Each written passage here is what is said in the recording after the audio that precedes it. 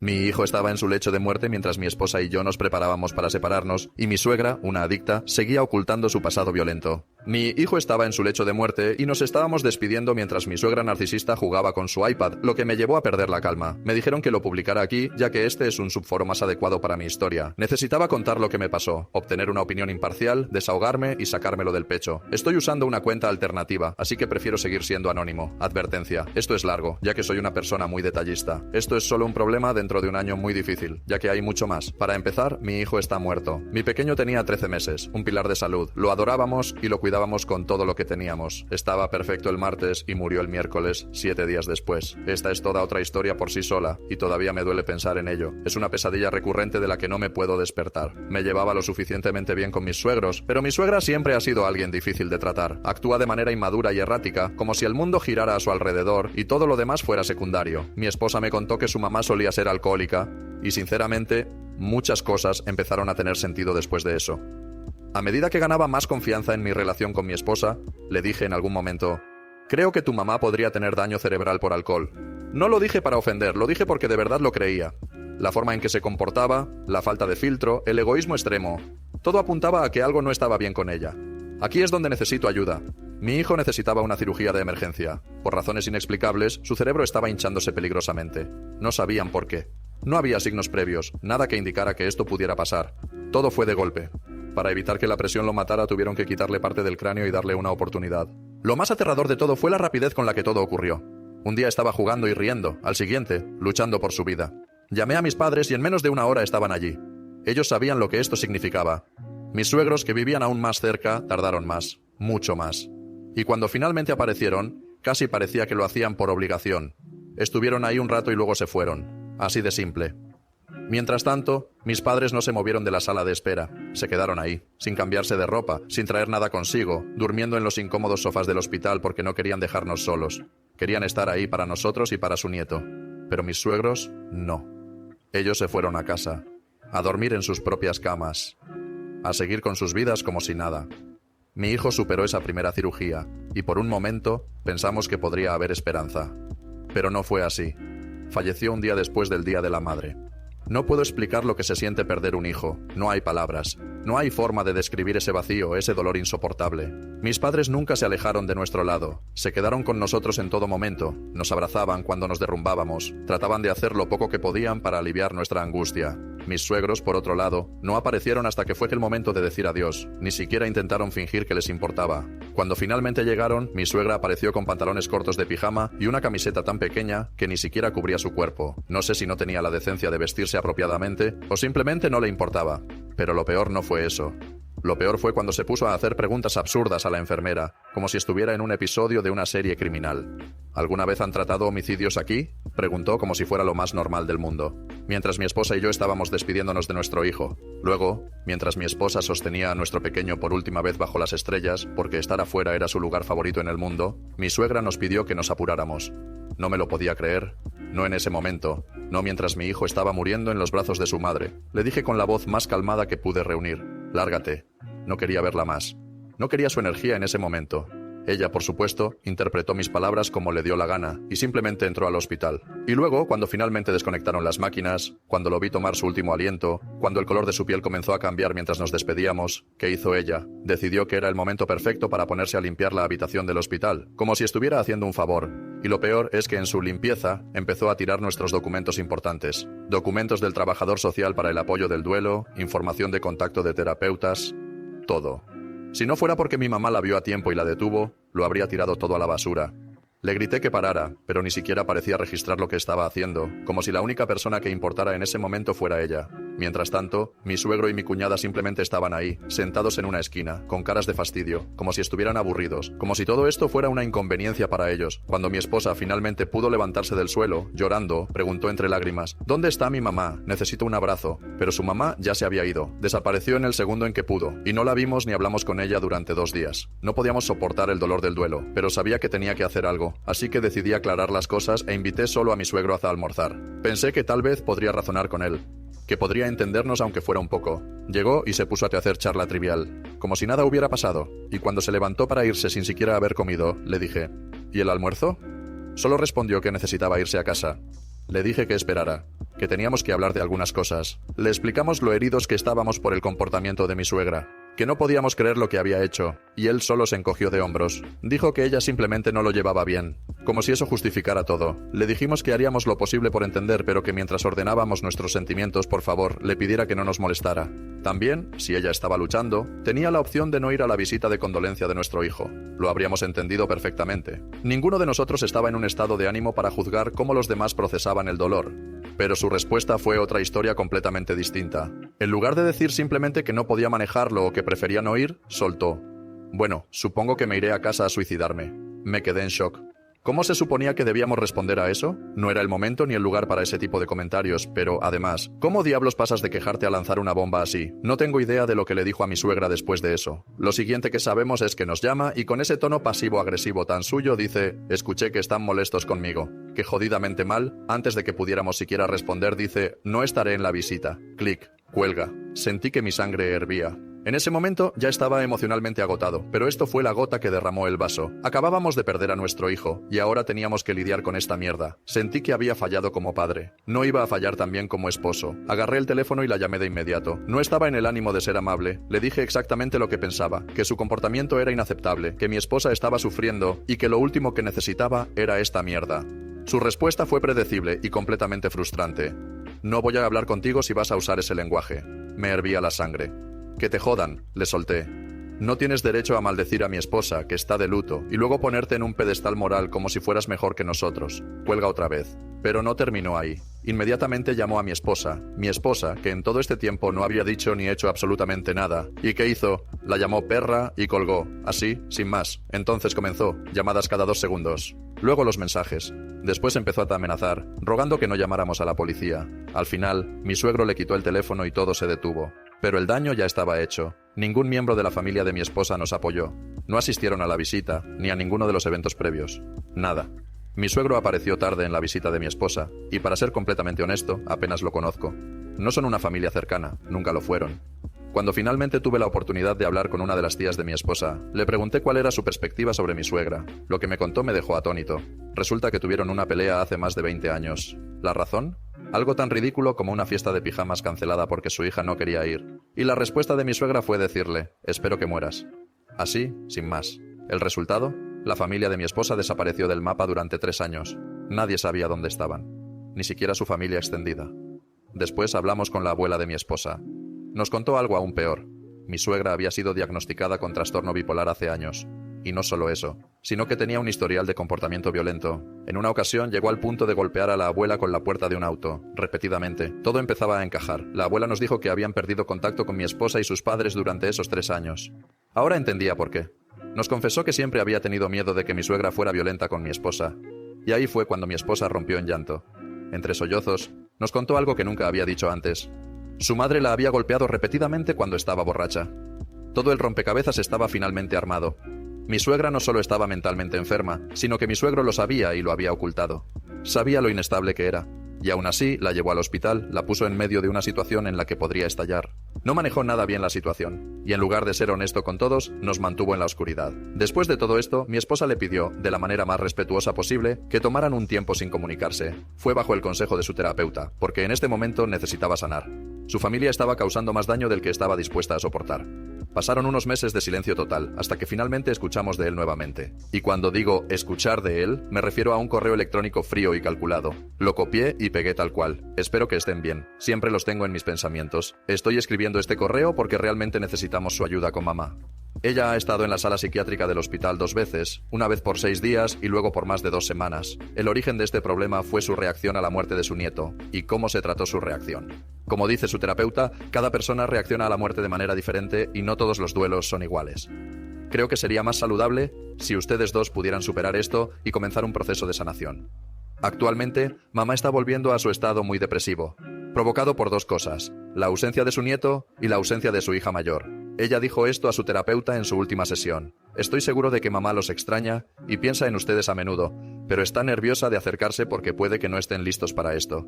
El terapeuta de mamá está muy preocupado por el estado mental de mamá, así que creo que una llamada telefónica o una visita, solo ustedes, sería una buena opción para ver si pueden reconectarse a algún nivel, incluso si se encuentran en una cafetería o en la oficina del terapeuta de mamá. lo que ambos estén cómodos haciendo. Puede que funcione o no, pero veo esto como una opción viable a lo que está pasando ahora. Reflexionen sobre esto y por favor háganme saber si es posible que nos reunamos. Realmente nos gustaría que fuera posible. Con amor, papá. Lo leí varias veces y cada vez me hervía más la sangre. No solo ni una sola vez mostró preocupación real por la salud mental de mi esposa, sino que ni siquiera intentó restablecer la comunicación antes de hacer una petición. Su único interés era su esposa, no su hija. Mi esposa le respondió con la verdad, le contó todo lo que habíamos aprendido, le dejó claro cómo había fallado como padre, incluso le ofreció reunirse con el terapeuta de su madre si eso ayudaba. Su respuesta fue un golpe bajo. Lamento haberte decepcionado, que tengas una buena vida. En ese momento, todo quedó claro. Mi esposa tomó la decisión de que había terminado con sus padres, y yo, como su esposo, la apoyé, porque en este punto, todo lo que hacían era seguir echando sal en una herida que aún no había sanado. Edición. Se eliminaron algunos detalles personales del correo de mi suegro. Gracias por todo el apoyo de todos. Me han hecho llorar, pero de una buena manera. Mi hermana es 4 años mayor que yo. No éramos extremadamente cercanos, pero crecimos juntos, ya que mis padres solo nos tuvieron a nosotros dos. Siempre tuvo una personalidad dominante, y cuando éramos niños, me daba órdenes como si fuera su trabajo. Al principio lo veía como algo normal, simplemente una dinámica entre hermanos. Pero alrededor de los 12 años empecé a darme cuenta de que no era solo cuestión de ser la mayor o de ejercer cierta autoridad fraternal. Ella simplemente no era una buena persona. A lo largo de los años, mi hermana me hizo muchas cosas jodidas, algunas pequeñas, otras que realmente me marcaron. Pero a pesar de todo, yo siempre estaba ahí para ella. Me metí en la cabeza la idea de que eso es lo que hacen las familias, apoyarse incluso cuando no lo merecen. Así que, aunque ella rara vez movía un dedo por mí, yo seguía ayudándola, incluso cuando hacerlo significaba que me perjudicaba a mí mismo. Pero con el tiempo, el patrón se volvió innegable. Ella jamás me devolvía el favor, y cuando lo hacía, era con condiciones, con mala actitud, o en la mayoría de los casos, con promesas vacías que terminaban en nada. Podría contarles años de historias que prueban lo tóxica que ha sido nuestra relación, pero iré al grano. El momento exacto en el que mi paciencia se agotó. Hace 4 años, mi esposa y yo estábamos en el proceso de comprar nuestra primera casa. Fue un gran paso para nosotros, algo que nos llevó años de esfuerzo y planificación. En medio de la mudanza, mi cuñado, el esposo de mi hermana, se ofreció a ayudarnos.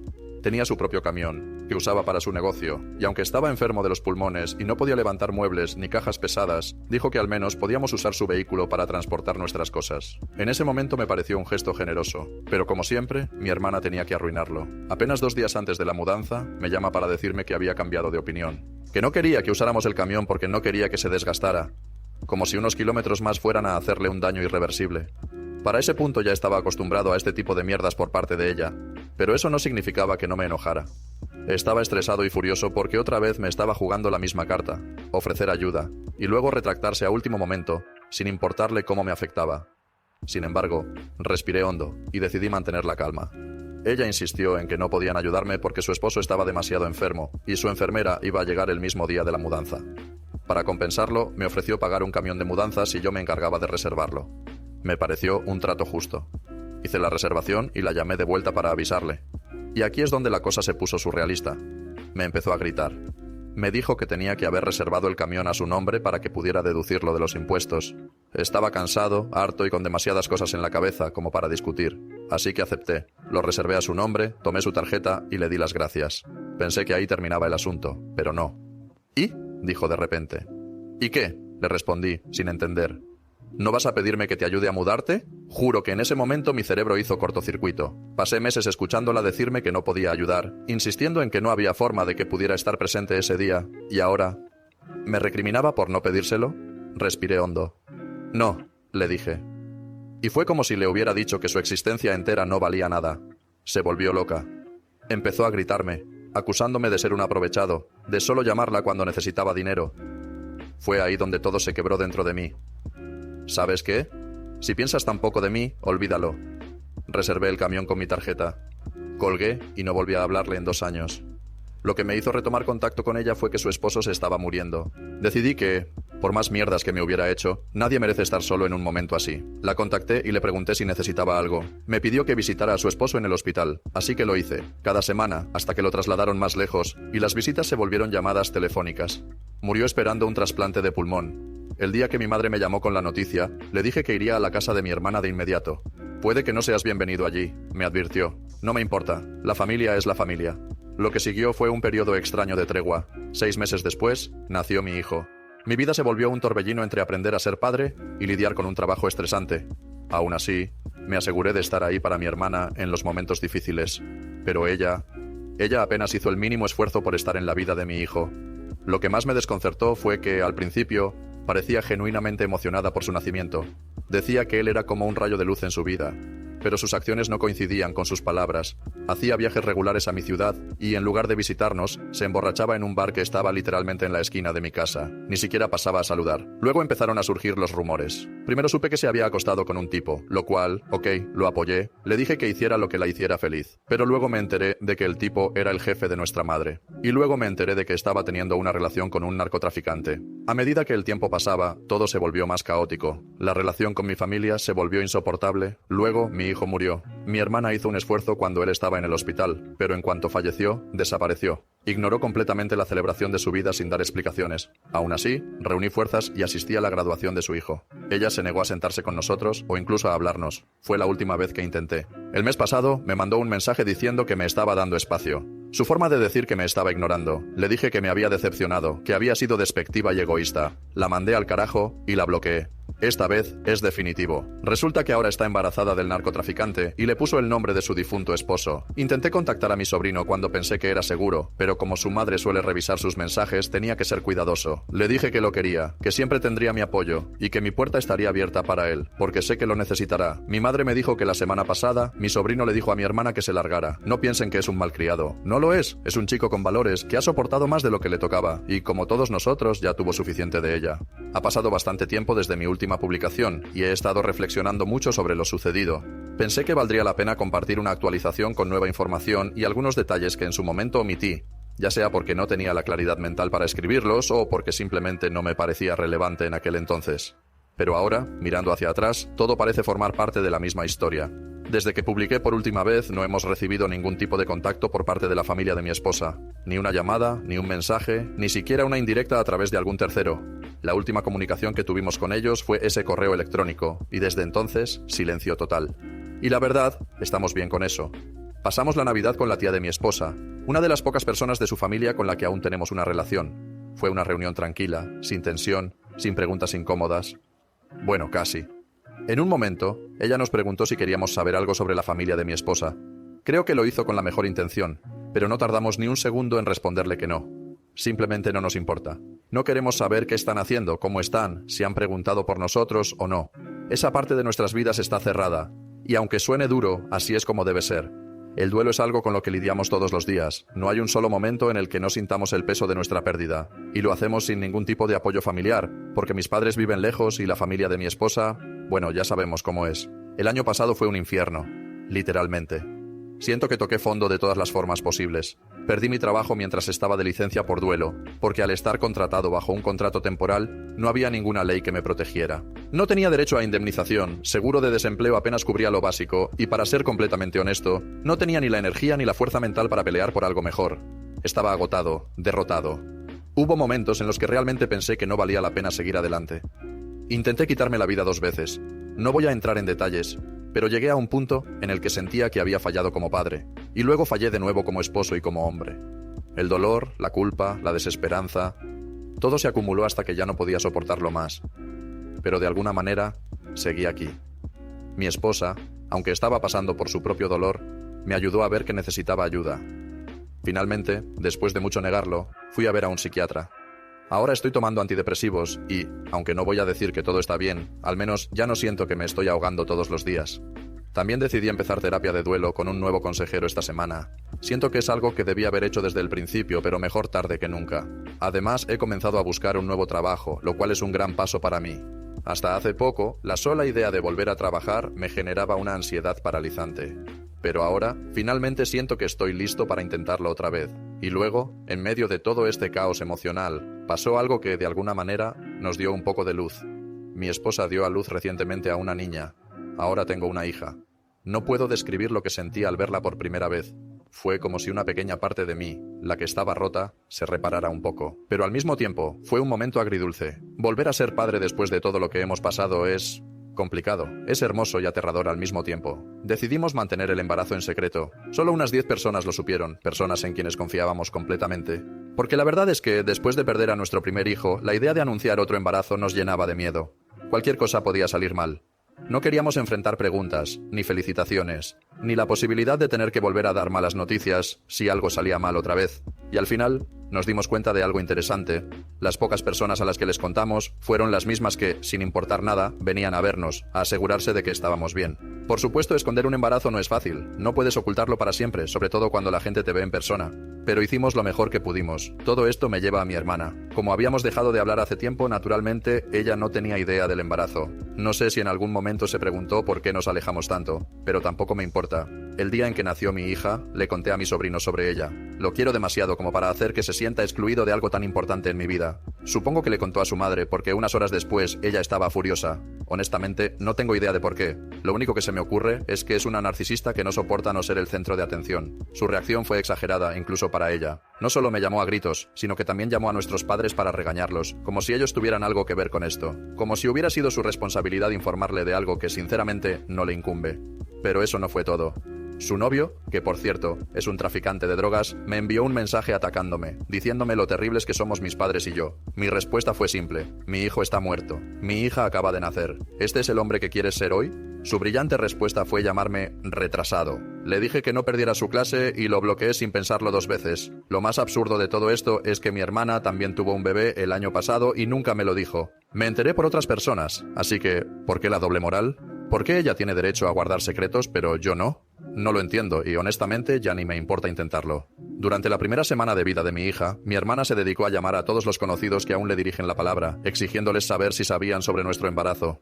Por supuesto, nadie lo sabía, así que sus intentos de convertir esto en un drama se quedaron sin combustible. No he hablado con ella desde entonces, pero dudo que esto se acabe aquí. Mientras tanto, mi cuñada, con quien tampoco tengo contacto, de repente decidió desbloquearnos de las redes sociales. Solo puedo asumir que lo hizo esperando que viéramos su perfil por accidente y nos sintiéramos obligados a reaccionar de alguna manera. No lo hicimos. En cambio, donamos el regalo que nos envió a la caridad. No queremos nada de ella. Mi esposa no quiere tener ningún recordatorio de su familia cerca, y yo la apoyo completamente en eso. No sé si mi suegra sabe que tengo una hija. Su madre, la abuela de mi esposa, pidió expresamente que no se lo dijeran porque, aparentemente, eso podría afectar su salud mental. Irónico, ¿no? Como si nuestra salud mental nunca hubiera importado. Y así estamos, un poco rotos, pero avanzando. Hola a todos. Ha pasado un tiempo desde la última vez que escribí. La verdad es que he tenido mucho en qué pensar y aún más que contarles. Supongo que lo mejor es empezar por mí.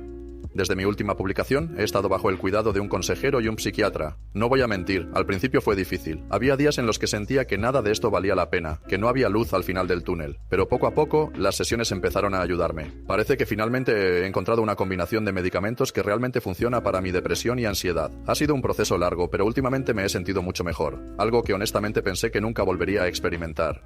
Gracias a mi psiquiatra, me aprobaron para recibir pagos por discapacidad, lo cual, aunque no es mucho, me ha dado cierta estabilidad. No es solo el dinero, sino la validación de que lo que estoy pasando es real y merece apoyo. Debido a esto, mi esposa y yo tomamos una decisión importante. Ella volvería a trabajar y yo me encargaría de cuidar a nuestra hija a tiempo completo.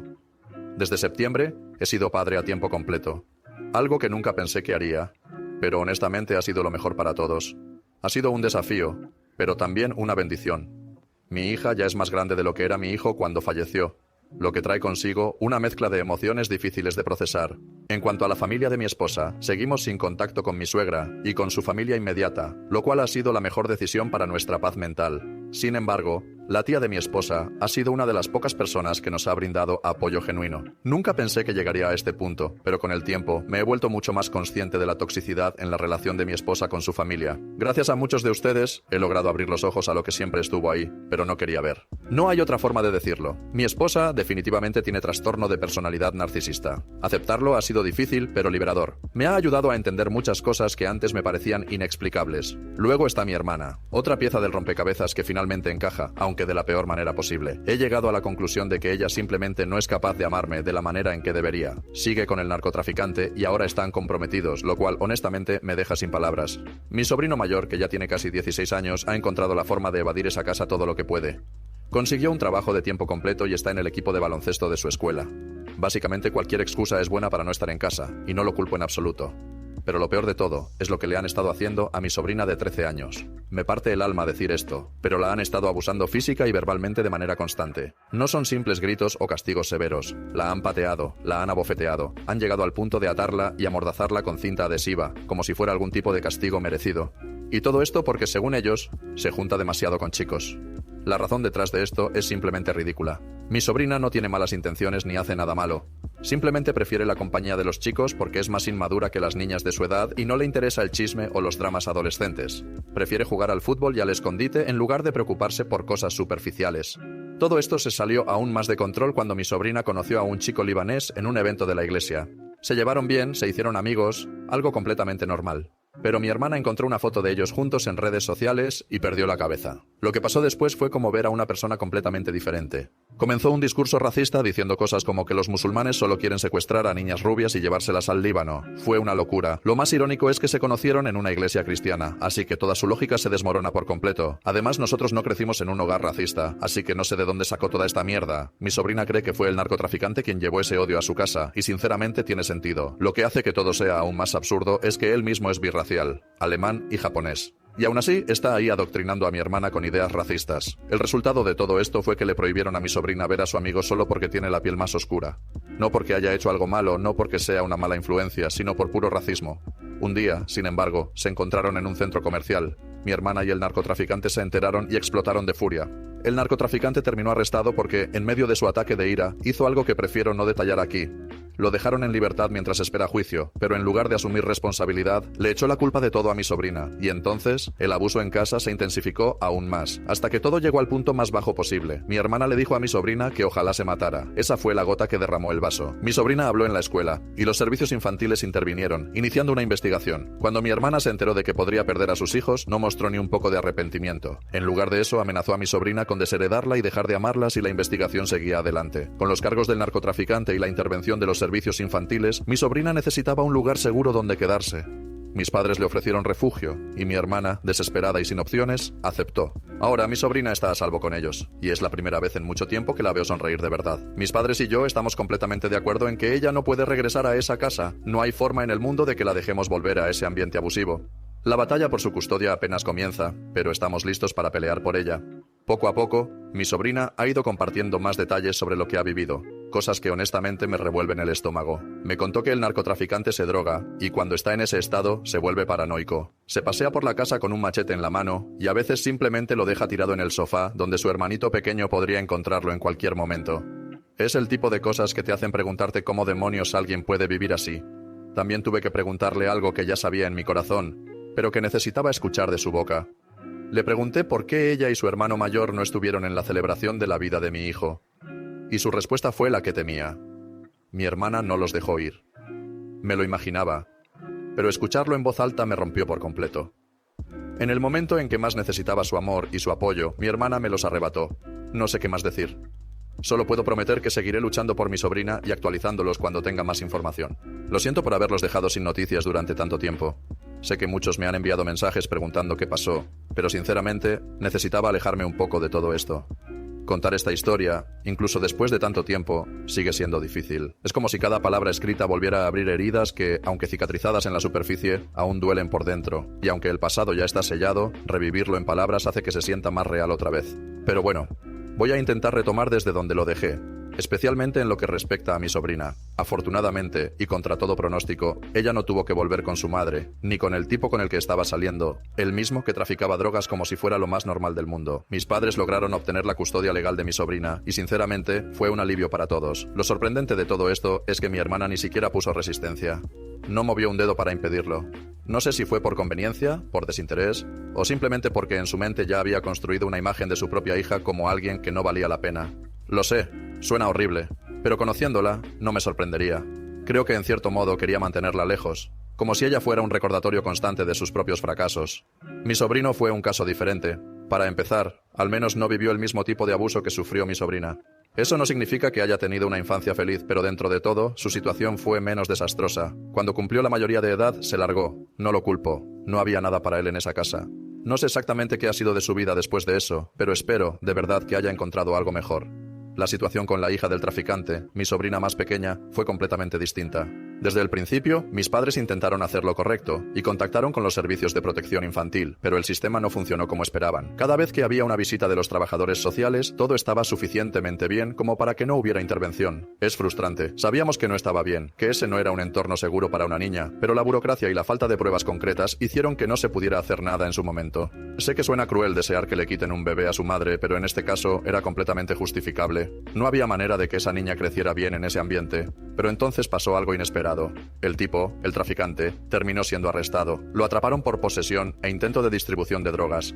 No me sorprendió en lo absoluto. Se veía venir. Lo atraparon y con los cargos que tenía encima, sabíamos que no iba a salir en mucho tiempo. Eso cambió completamente el panorama. Y lo mejor de todo fue que sin él en la ecuación, mi hermana se dio cuenta de algo que, sinceramente, ya sospechábamos. Ella no quería hacerse cargo de la niña. Para ella, criar a una hija era más una carga que una responsabilidad. Y como mis padres ya estaban cuidando de su otra hija, les ofreció encargarse también de esta. La reunión con los abogados para que firmara la renuncia a la custodia fue una pesadilla. Si hay algo que mi hermana sabe hacer bien, es armar un escándalo. Y lo hizo. Insultó a todos, incluyendo a mi otra sobrina, que ni siquiera estaba presente. No sé si lo hacía por rabia, por vergüenza o simplemente porque no sabe reaccionar de otra forma, pero fue una escena que nadie quiere volver a vivir. Sin embargo, mis padres aguantaron. Se tragaron todo porque sabían que valía la pena, que al final lo importante era asegurarse de que la niña estuviera en un ambiente seguro. Y así fue. Se firmaron los papeles, se cerró ese capítulo y mi sobrina quedó a salvo. Desde ese día no hemos vuelto a saber nada de mi hermana. No nos interesa. Sabemos que volvió a su casa, pero no tenemos idea de si sigue allí o si se ha ido. Tampoco nos importa.